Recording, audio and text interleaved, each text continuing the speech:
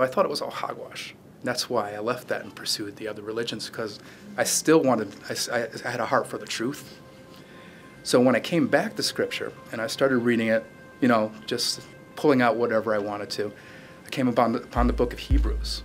And I read that and my eyes were open. It was like scales fell off. I was convicted that Jesus, everything about the Bible was true, that Jesus was the Son of God, that he was the only way, and I understood how his death on the cross was for our sins.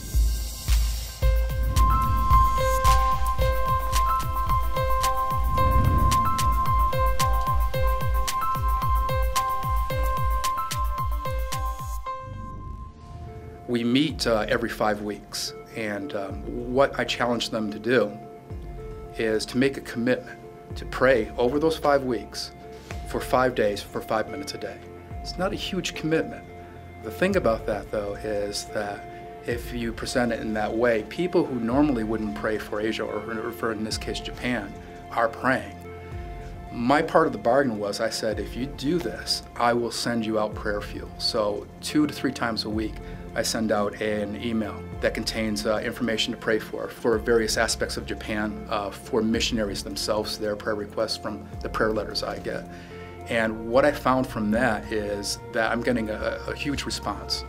I'm probably up to about 30, 35 people on the prayer list, and they're praying for Japan. And these are people who wouldn't normally pray for Japan.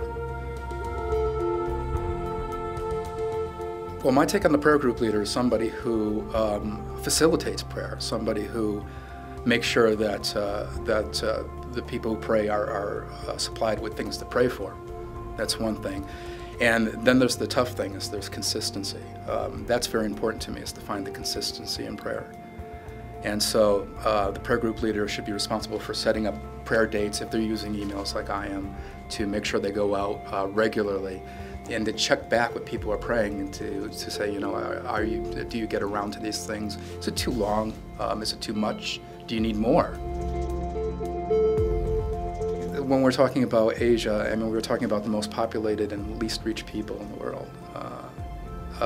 The Great Commission tells us to go out in the world. It's a command, it's not an option. How are we going to do that? There are so many different ways we can make an impact. Praying is one of them. Going is another one. But there are so many different things we can do. And if God has given us the talents to do these things, you know, wouldn't it be great to be in front of him one day and hear, you know, my good and faithful servant? You know, my daughter asked me once, my 9-year-old asked me, why do I pray for Japan? And the simplest way I could think to put it to her is, what would you do if you were a superhero and you had a superpower and you can use this for the good of people? And she said, well, I'd use it for the good of people.